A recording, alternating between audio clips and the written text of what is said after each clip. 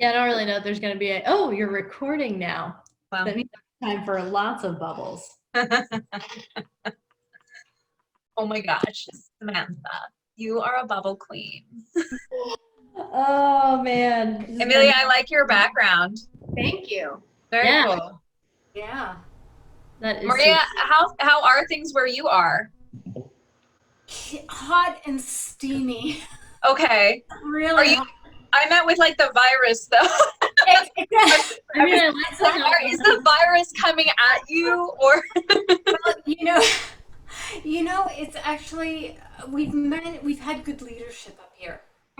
Oh, that's right. You're Canadian. And gosh, we feel for you guys down there. Like it must be so scary, honestly, to not know from day to day where you stand and information and whatnot. So we're pretty lucky. The numbers are stable. They're stable, but we're all. I mean, you walk down the street and people are taking walks with masks on. Yeah.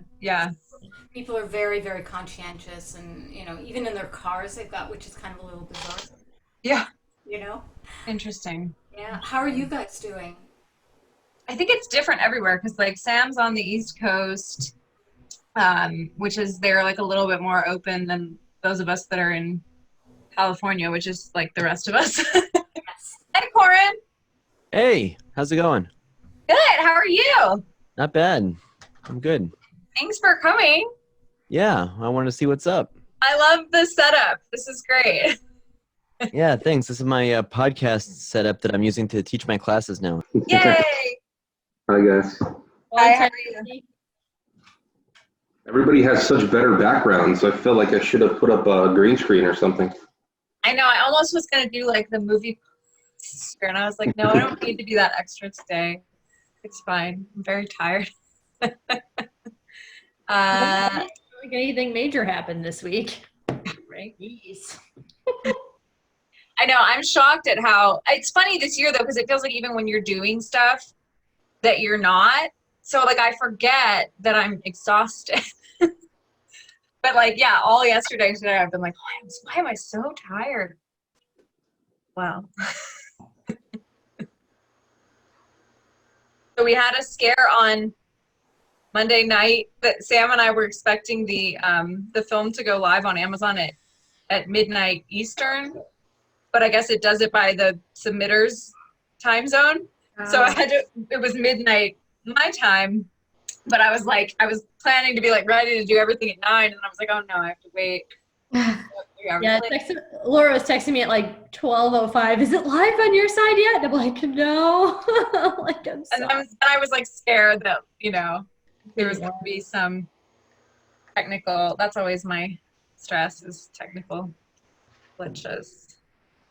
Well, it's really stressful because I remember from even doing festivals a couple of years ago, like every single festival has its own specs. So many different things can go wrong when you're trying to distribute or show a film.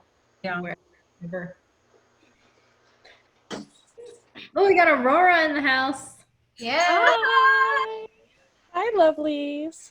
How are you? Good. Can you hear me okay? Oh yeah. Oh, wonderful.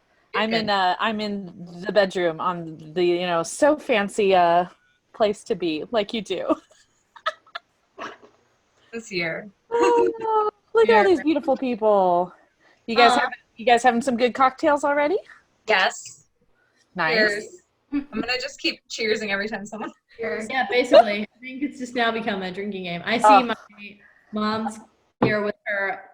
Is it Hannah or Sabrina? Oh, Sabrina, say hi. This is Sabrina. Oh. Who else would it be but Sabrina? I love it. Amelia, I'm jealous of your background. I know. Yeah. It's excellent. Bryce has a Shark Week background. That's amazing. Why is Bryce muted? I'm unmuting you, don't worry. I don't know why I have the power. Shark Week backgrounds. I have this one. It's my favorite one, but people say it's kind of rude. This meeting bites. That's excellent, though. That's really great. But then this is my standard meeting one. Just average, Nice. neutral. Yeah. It's quiet. All right. Well, I don't know who else is coming, but we can go ahead and just talk. This is like no specific plan. Just wanted to like get everybody together and have at least, what we would do when we release something is like get together and drink. So might as well do that now. But yeah, yay. Yay, we did it. Oh, yeah. We're excited. It's going really well. We've got like some good reviews on Amazon and such. And yeah, it's been really good. I don't know, Sam.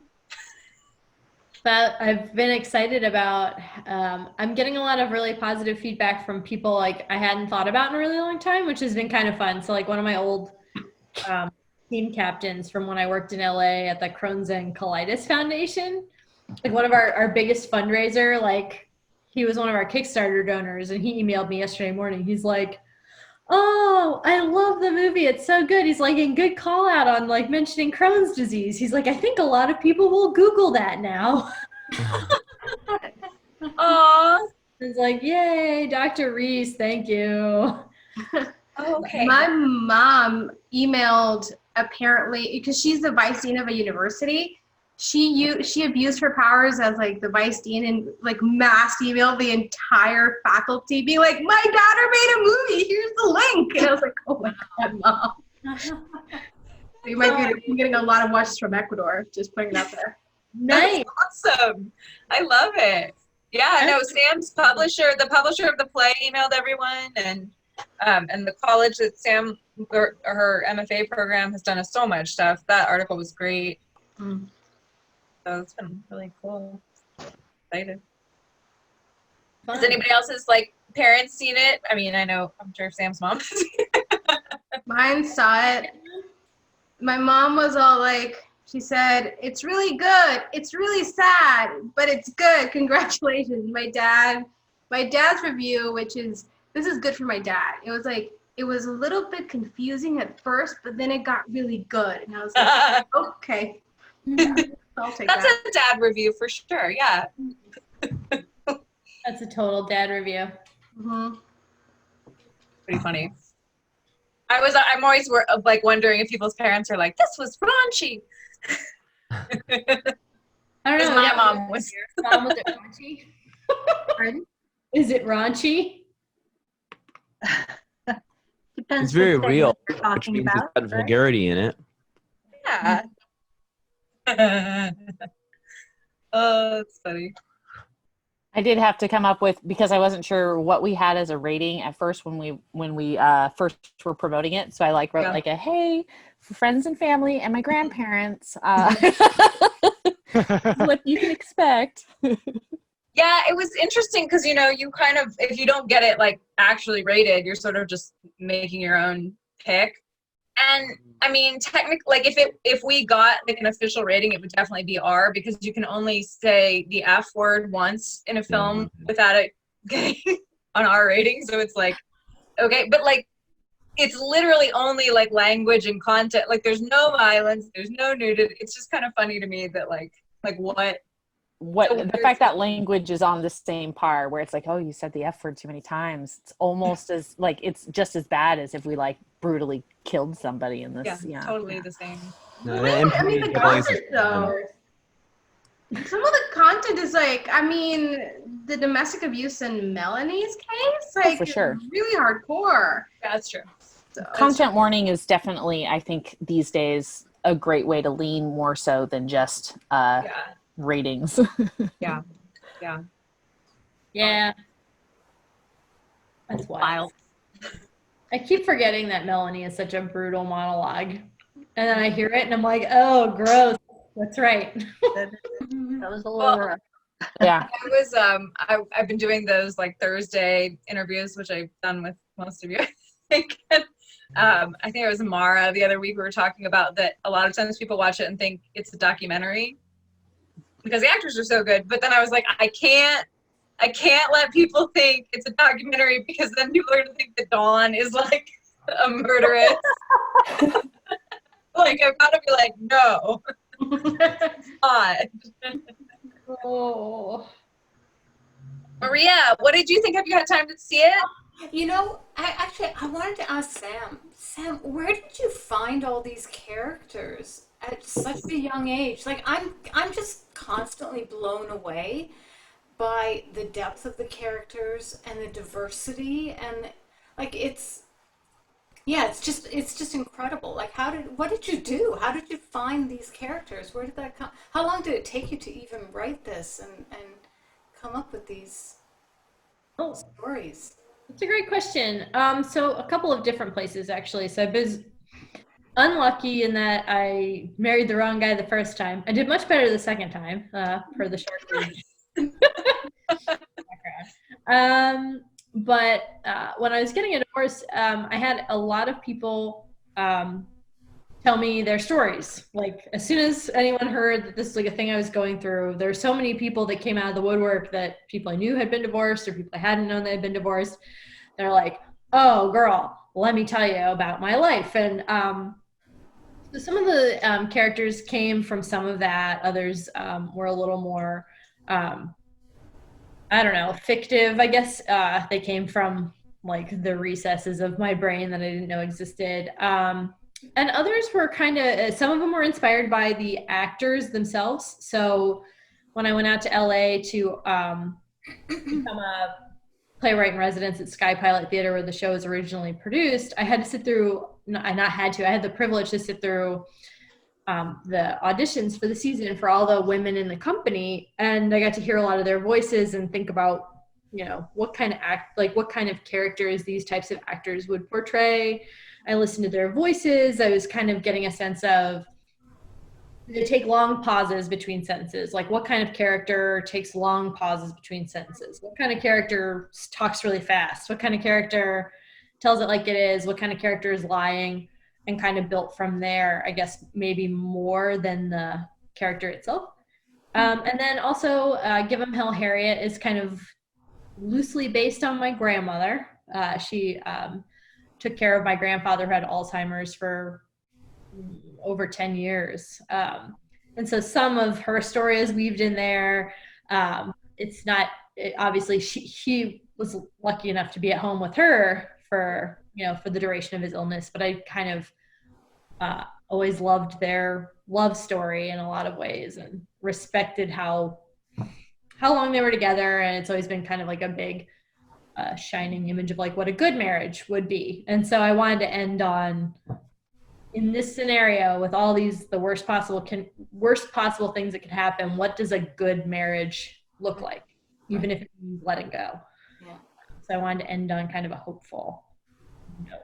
Dude, that last monologue, like, I shot this shit and it makes me cry. Yeah.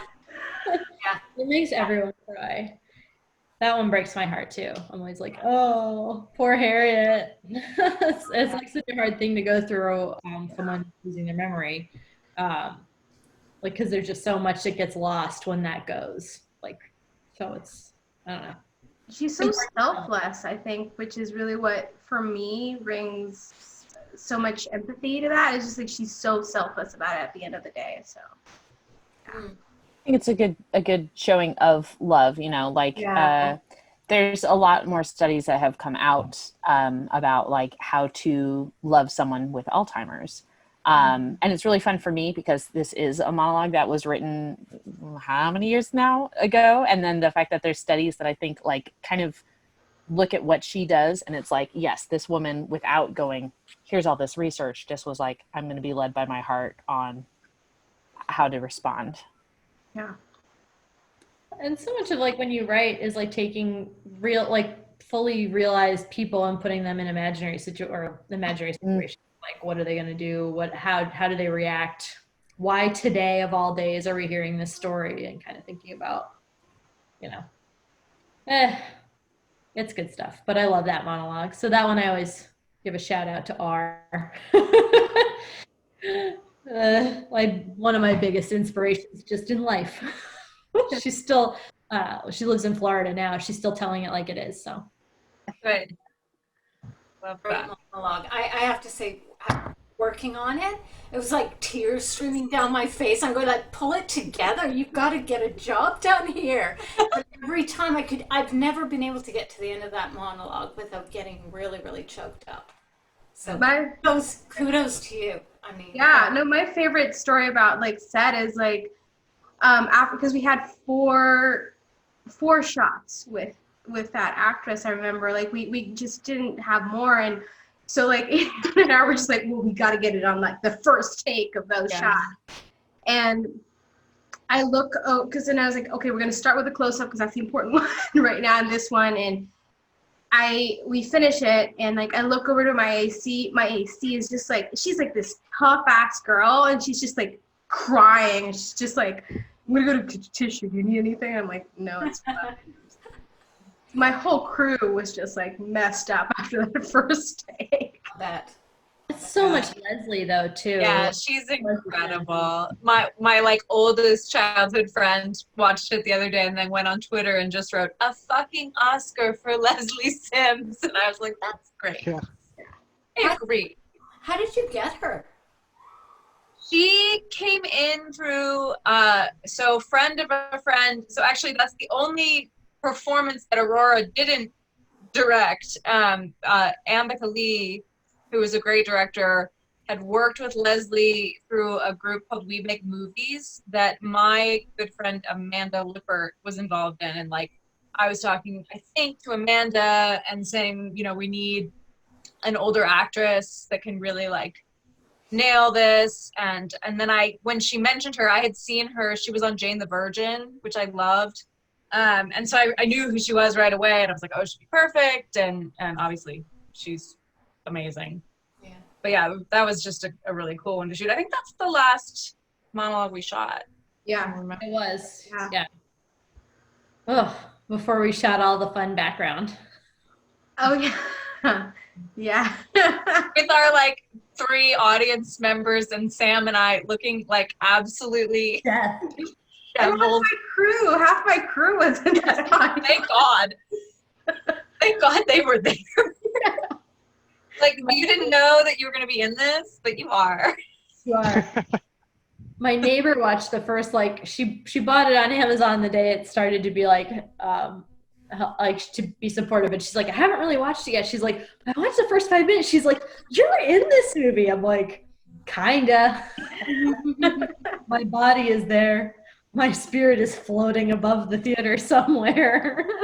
We were so tired. That night when Sam and I had been driving the van with all the equipment around Los Angeles for 3 days, and I mean, like, we were not the right people for that. Like, we just were like, I think we got into a small accident. Like, it was. Oh yeah, I hit a fence. There was a lot going on there.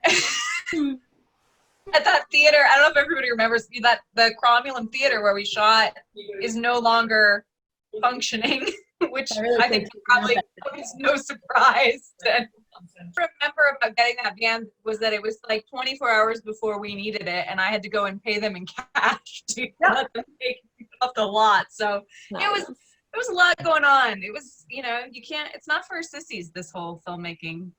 It's much like in the spirit of the play. Everyone's always like, oh, you wrote a play, so glamorous. Playwright in residence at the theater company. I'm like, yeah, the theater company is like under a porn shop and next to a weed dispensary in North Hollywood. I'm like, it was in an alley, but we did it.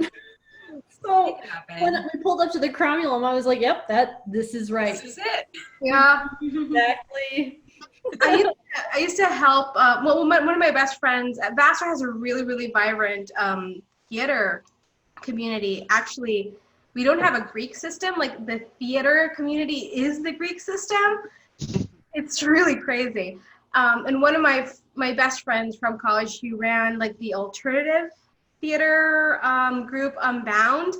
So.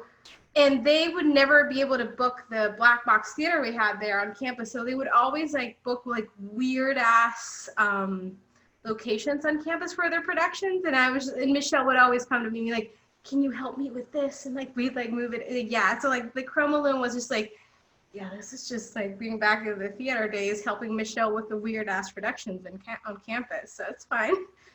Someone who has put together shows in cemeteries and mausoleums. You can do theater anywhere. Anywhere. We're on Zoom. People are doing it on Zoom right now. So Doing it on Zoom. I've heard some of them are good. Like some of the yeah, Zoom. we had a friend who was in some equity thing the other night from on a Zoom. It was like written for Zoom. A lot of writers are writing for Zoom right now. And Alexander Boylan just wrapped a 3-week shoot in Georgia yesterday. And they were like doing it by like SAG rules. They had to rapid testing on set. Yep. It's fascinating. Based on like what she was telling about in the interview you did with her and like on what she was doing, like she is like what she's done with that production is like one of the most COVID safe productions I've heard about. Yeah. Anywhere. Because like I've interviewed for about 3 places, like they're like I straight up ask about COVID protections. Nothing. And I'm just like, nope. Yeah, I'm I sorry. just pulled up against like her standards because like I was like everything she delineated, I was just like, yeah, that is exactly what we should be doing right now and how we should be handling production right now.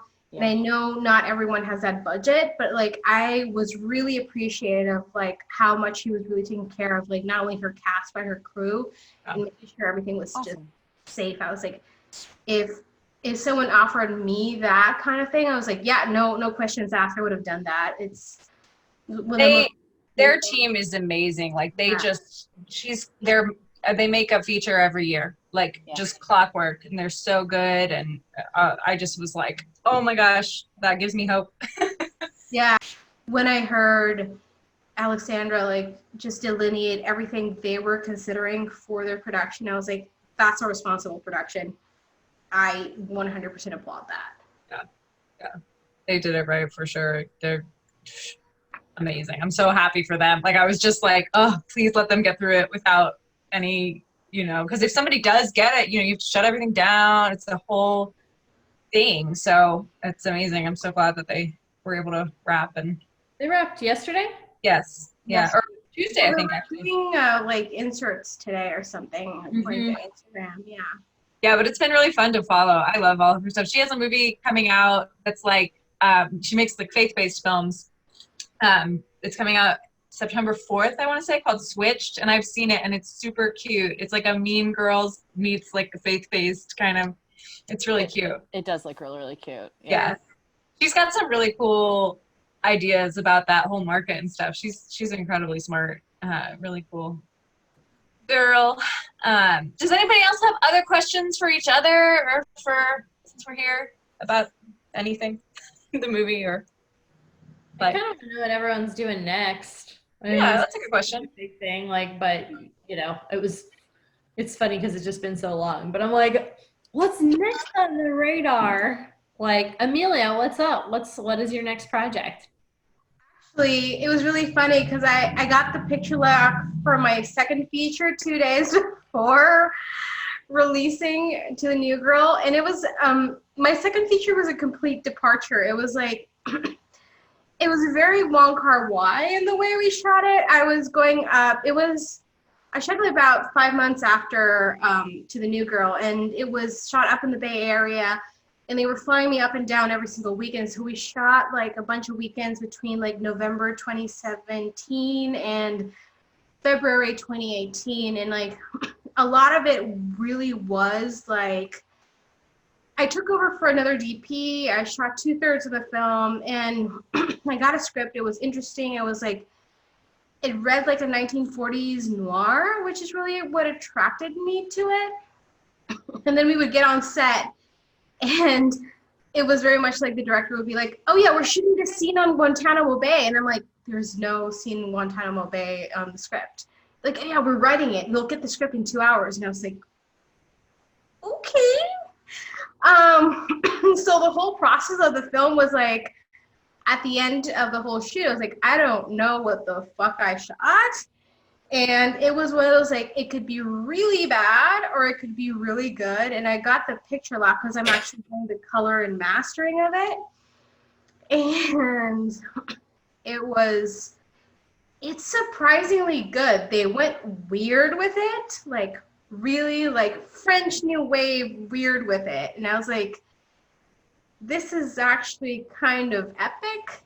I kind of love that I shot it. And so I'm gonna start that mastering process. And then I am attached to 2 more features that are supposed to be shooting in the Sacramento area here.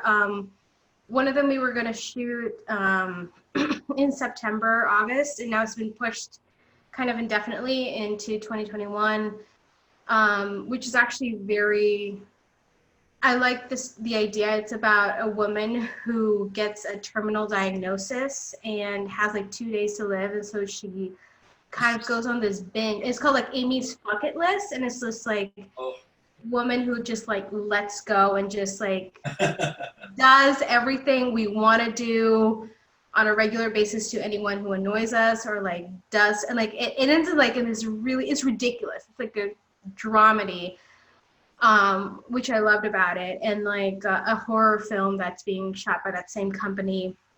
They're trying to figure out how to do it in the pandemic, and I got a couple more music videos. I'm shooting 2 music videos in Montana in September. For this artist I've been working, Laura was in my last music video. And Aurora too, yeah. Yeah, and Aurora, yeah, Charlie. Charlie's been my longtime collaborator. We met in college, and so we're shooting 2 more music videos in Whitefish, Montana, late September, early October, and it's like, again, like a 4-person crew situation. And it's weird, like once the whole publicity of like To the New Girl has been happening, I've actually had 5 interviews for projects in the past 2 weeks. Love that. Oh, that makes me so happy. Like I'm hoping, I mean, I just interviewed her today for like this feature film they want to shoot like in a year.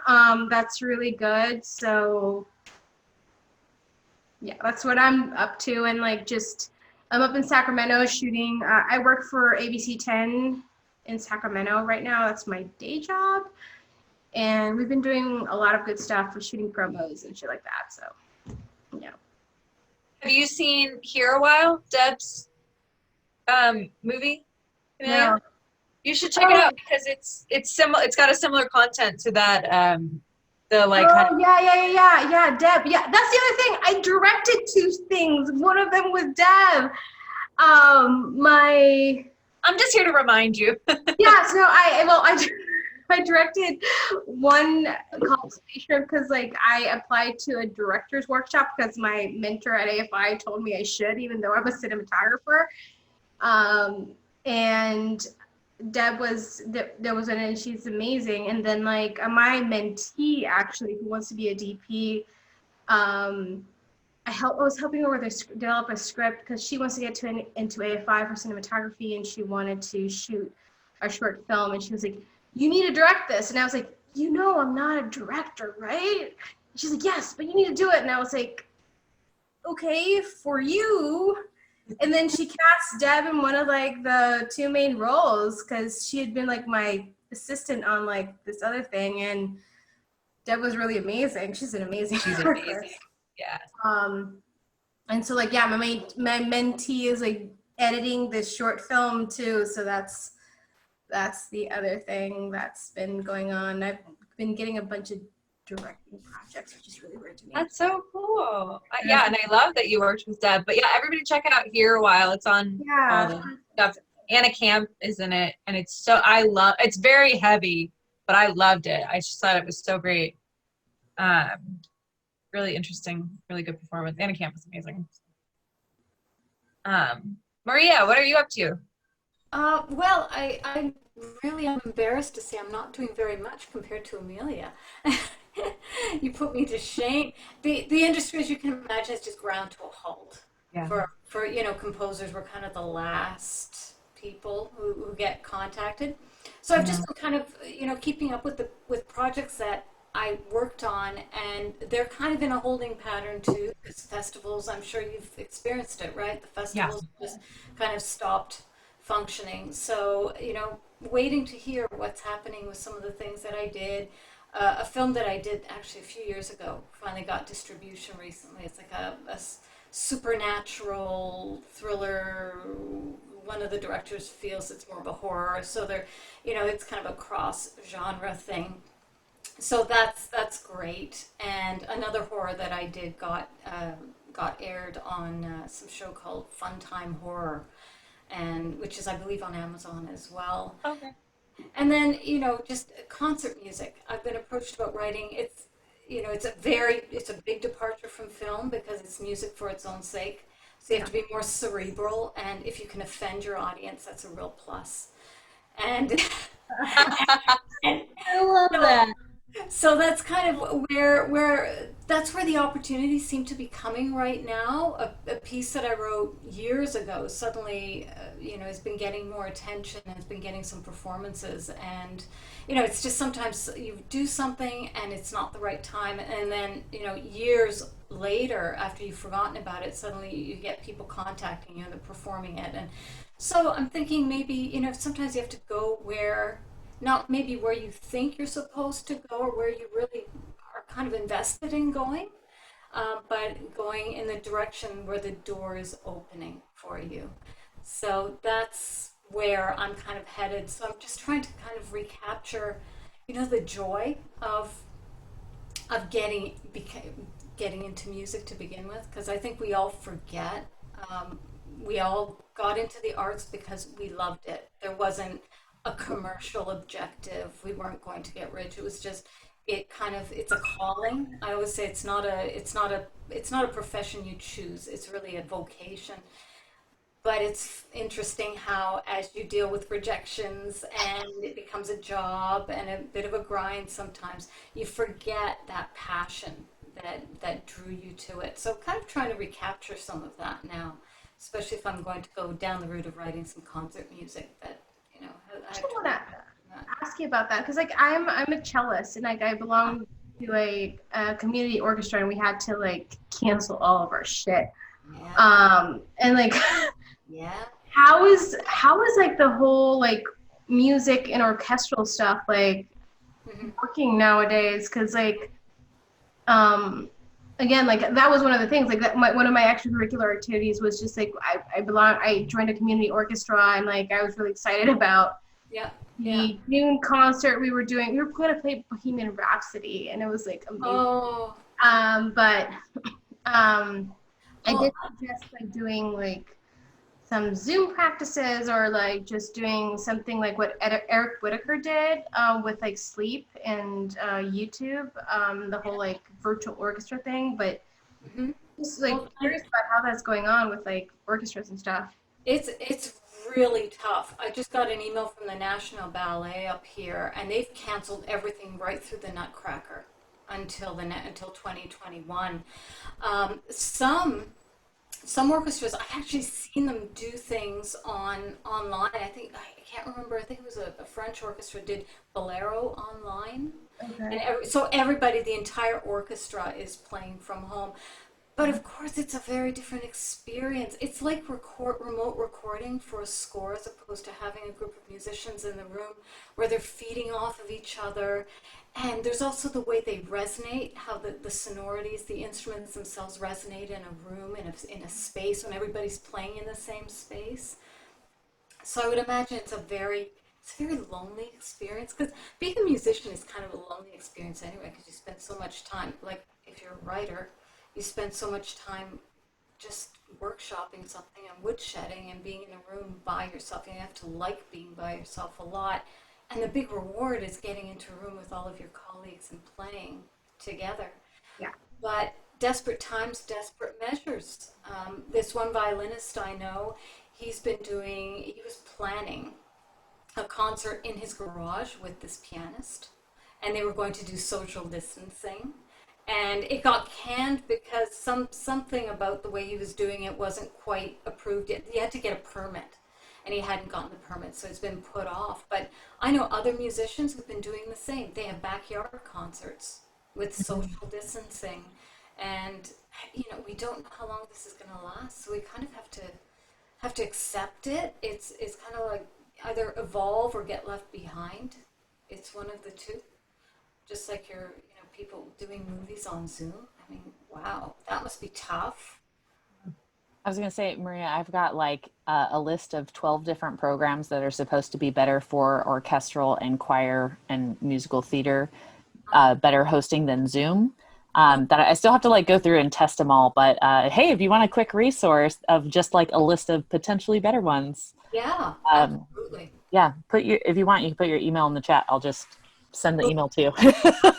I just got sent it. Timing with Zoom is like a little off. It can make it really hard for like if like a band is trying to play. It's like yeah. not right. There's a few different host programs that are more geared towards the audio syncing up than the video, which makes it so that you can have a better sync up of them, so you can kind of like respond a little closer to real time. So I haven't researched them all. Everyone's just been like, someone put together this list and it's been just starting to spread. So I love that list. Thank you. Figuring it out. Yeah.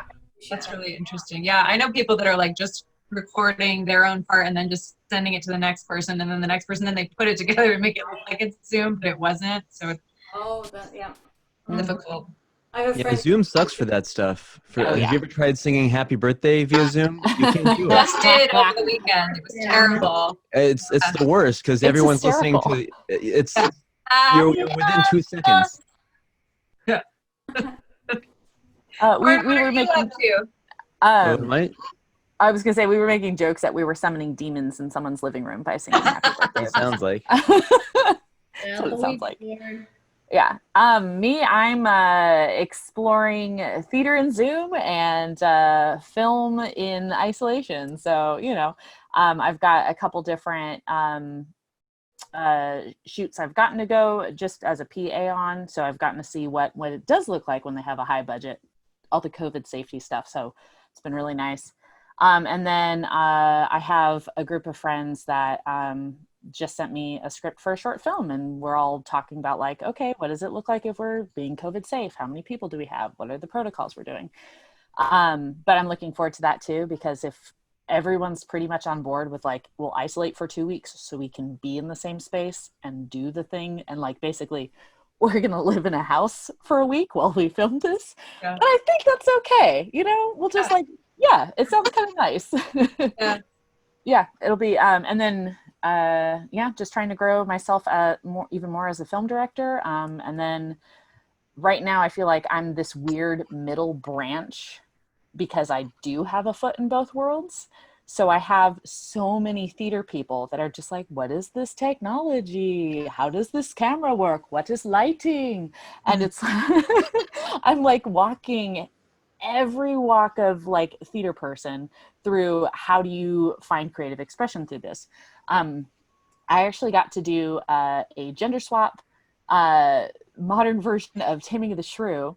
But my favorite part about it was I wanted to incorporate designers for theater in this world. What does that look like? So I got to bring in a set designer and a prop designer, and we discussed like, what does it look like if we're creating with the actors? So my prop people were talking with the actors and going, okay, so we're going to craft your prop like this. What do you have in your house? Yes. And then sometimes, we have to have this looks exactly like this person, because part of the comedy, because it's a comedy, is passing the prop through the camera screen. So then the audience is just like, like watching this, it's a steak, watching a steak get passed around. That's so funny. That's really so there's a lot of things. Yeah. Trying to explore how can we not leave any of the designers behind, how can we incorporate people from different fields? So it's not, the actors are learning how to do their own audio, video, costumes, all that stuff. But I want to make sure every person is like, I'm still finding a way to create, to explore. And if we F up, whatever, this is all basically a grand experiment while we're all trying to learn it together. Thank you, Maria. I got your email. I will send it to you. Lauren. I was going to say, I'm going to be totally terrible and head out because I'm doing that. But mwah, mwah, mwah. It's lovely to see you guys. Thank you. Me too. Yeah. See you. Bye. Yeah. Congratulations. Enjoy launch week. Woo! Yes. And Amelia, I totally want to bug your brain about a couple things too. I also want to hear more about these projects, hardcore. Yes. Yeah, and Laura and Sam, if there's anything else after Echo that you've got cooking up, please keep us informed as well, okay? Those are my celebratory bubbles for you. I love it. I love it. Bye, guys. Corin, I right. was asking what you're up to. Are you Yeah. working? Or you're So yeah, kind of. Little bit of a change in career. I'm still doing film and working. But my clients that are film distributors, because I do a lot of DVD and Blu-ray authoring, and transcoding for different online distribution platforms, they're not really acquiring new content because there hasn't been a lot of new content. So things have been kind of slow there. I've done location audio and post-production audio. I did 2 commercial shoots recently. One of them I had to sign in before I went over there and said, no, I haven't been in contact with anyone with COVID that I know of, and no, I haven't done this, do the whole thing. You get there, you wear a mask the whole time, they take your temperature. But then I worked about a week later with the same crew on a different production, just under a different name. No masks, all indoors. It was, one mask, it was me, but that was a little uncomfortable, I gotta say. So, yeah. What else? And I started teaching. So I've been teaching for the last year at College of the Canyons, teaching cinematography. And just this last week, I picked up a job as a substitute teacher for video production class, long-term. The teacher is out on maternity leave, and so I'll be filling in for the majority of the semester. So it's very different than my college students, where they're all adults and there's 20 of them that want to learn cinematography. In the high school, I've got 150 students, over half of which did not choose to be in my class.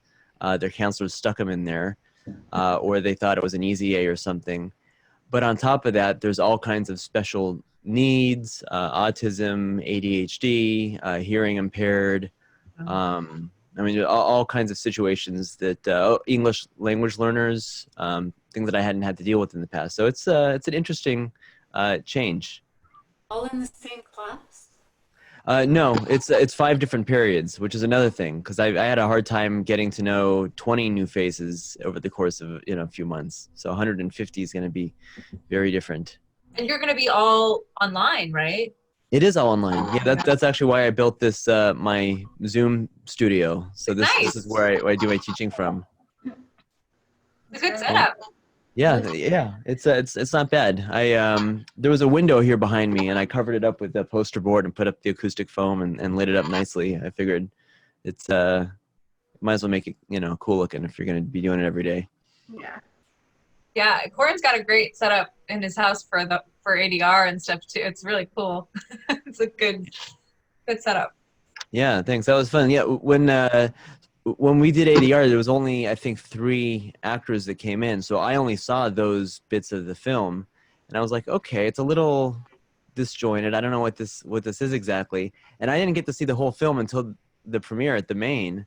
Yeah. And I was like, oh, okay, I see what's going on. And I actually really appreciated how these women kind of went through not the same thing, but they have some kind of unifying element between them, but they deal with it in such different ways, and I thought that was really cool. Yeah, we were so happy to have you there I'm so glad we got to do that. I keep saying, like, thank God we did it in February. Was that February? I was thinking Yeah. That was literally just a few months ago, but it feels like years. Yeah. 4 times. Yeah. What a different world. I know. It's great. If you had that scheduled for just a month later, yeah, we'd be here saying someday, maybe 2021, we'll have a get together. Yeah, we got to do our festival premiere down at Hollywood and Highland too, and that was pretty much the last time I went anywhere in a crowd at all. It was just crazy to think about, and I want to say it was March 1st, so that was even really kind of pushing it. Like at that point we probably should have known better, but no, I think it was like March 15th or so is when people were like. Really took it seriously, right? Yeah, my last music video shoot was the weekend before, literally, and I actually had someone who was supposed to show up cancel at the last minute because they were like, I'm feeling a little bit under the weather, and we were like, stay the fuck home, do not show up. Yeah, that was literally the last place I went, Amelia. Was that music video shoot? Yeah. That was like the last night I went anywhere before but it was like, so I was really thankful that we did it because it was kind of a fun thing to have going on in the middle of all this stuff, and it came out really well. It was fun. Yeah. Thank you. Great. Yeah.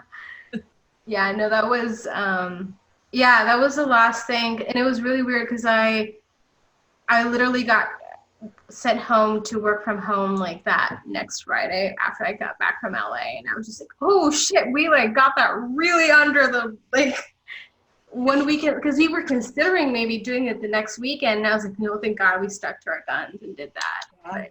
Yeah. Even traveling and stuff probably wouldn't have happened. It's crazy. Yeah, I know. Well, thank you guys for coming to this. It's been really fun to see you, and I'm glad everybody's enjoying. Laura, what are you and Sam up to? Yes. Well, What aren't we up to? we made a little micro short, I guess is what they're calling it. That's a little animated thing that we made that's gotten into 2 festivals now that are online and like quarantine festivals. So they're like, you had to have shot it with like social distancing and stuff in place, and obviously it's animated, so we were totally remote. So that was fun. Kind of like, we've been laughing about it because New Girl took so long. It took us like 2 weeks to make, and it got into as many festivals as New Girl. And I'm like, God, are you kidding me? Yeah, it was fun. But yeah, I think we have a couple other things we're like thinking about, and I'm not even like, I don't know. I need like a mental break for a hot second. There's some grants and stuff that I'm applying for that maybe will determine what else we end up doing. Yeah, I'm working on a documentary about the Black equestrian community here in Northern Virginia. So I'm the director, which is weird. No one should let me do that, but they did. And so here we are. So Amelia, I feel your pain of like, but I don't do this ever. And then your friend asks you, and they're suddenly a director for no reason. Yeah. Yeah. And so my friend Nola and I shot it back in 2016, right after right over Thanksgiving weekend of 2016, which is kind of an interesting time. So we shot it, and then we had we took about a couple months off, and then our funding sort of dried up, but now it's back and it's ready for action, which is exciting. So I did a couple trailer cuts today, and trying to think about what the next steps are for that project. How do we promote it? How do we get the next phase of fundraising to complete it? Who do we get on board to maybe get it into some of the festivals that we want to see it in? So stay tuned for that. I'm sure Nola somewhere in the background is feverishly working on all of our social media, because that is what she does. Kind of like Nola, or kind of like Laura. I was like, oh yeah, your producers are definitely your powerhouses of this entire thing. Everyone's like, Sam, what beautiful writing. I'm like, I did that 10 years ago. And Laura's been doing basically all of this since then. And occasionally people have me write interviews, and I get more work, which is nice, but I definitely want to give a lot of credit where it is due. Ms. Laura, this is definitely, it's a group effort, but if someone was driving this locomotive, it is you. So well-deserved break, I think, between this project and whatever we all do next. Hopefully together, forever. Yeah, we'll do it. Yeah, and this also is like, that's the other thing Alexandra keeps like reminding me is like, but you live with this forever. You know that, right? You're not done with something when you release it. You have to like keep. So that's the other piece of the puzzle. But yeah, no, it's super fun. And It's been around now for 10 years. This is like its 10th anniversary. I bet. So 10th anniversary being written. So next year will be its 10th production anniversary. And I'm like, we'll have to just do we'll do a party then. For the 10 years. Honestly, yeah, let's do it. I think that would be fun. I've been threatening to make everyone have their birthday party next summer, like at once. A huge birthday party for everyone who missed it this year. Yeah. Like 2021, the year of the 2020 and 2021 birthdays. Yeah, the birthdays this year don't count. I didn't turn older this year. I'm continue to just be 33 forever. For the rest of my life. That's my plan. All right, guys, thank you so much. I don't want to keep everybody all night, but thanks, and I'm glad you're doing well and staying safe and sane. Well, thank you. And it's been really a joy to work on this project. So thank you for choosing me. Thank you, Maria. It was a great project, really. When I watched it, I remember watching and thinking, this is really good. But at the same time scaring me because I realized, the magnitude of the project, because you've got, it's really hard to score something where there aren't any action shots, it's no changes of scenery, and you've got to watch out for the dialogue and be so respectful and at the same time support it and give it momentum. And it's such a great project. I'm looking forward to actually seeing it because I haven't seen the final product. So, you have to watch it. I haven't watched it. Okay. I thought we were gonna watch it tonight together. So I thought, okay, no, I'm not gonna spoil this. I've gotta enjoy it live. That's funny. With everybody. Yeah, it's hard. It's too hard. I've tried to do the Zoom joint watch before, and it's like everybody's time. It doesn't work. But yeah, Maria, thank you so much. And the music is like one of my favorite parts of the movie. I just really. It's so unique, and I love that each monologue has its own vibe, and that was really fun for me because I kind of got to be a little more like hands-on with that because at that point it was sort of like just me at the end, and I really enjoyed working with you on coming up with all of that. And likewise, the guidance that I got from you guys as far as what you wanted was so helpful, and I have to say one of my favorites is Faye. And you told me film noir, and that was the one that I have to. The music, literally, I've been walking around, I still hear it in my head. It won't go away, so I'm still enjoying it on some level. So that's good. Yeah, it was great working with you guys, and I hope we get to do it again. Me too. Yeah. Absolutely. I'll echo Maria on that. I'm like really, really thankful that you guys gave me my first shot because for me as a DP, it really is important to get that first feature in because that really helps propel things. And on that one hand, just on that basis, my career has been really taking off a little bit more because of it. But also just talking to my friends and stuff, people when they do their first feature, they're like, it was okay, And I'm just I look back on this and that's a good first feature. I'm proud of that shit. So Yeah. I really do want to thank you guys for trusting me with it. It's a huge, I can't even express how much that means to me. So. Oh, we love you.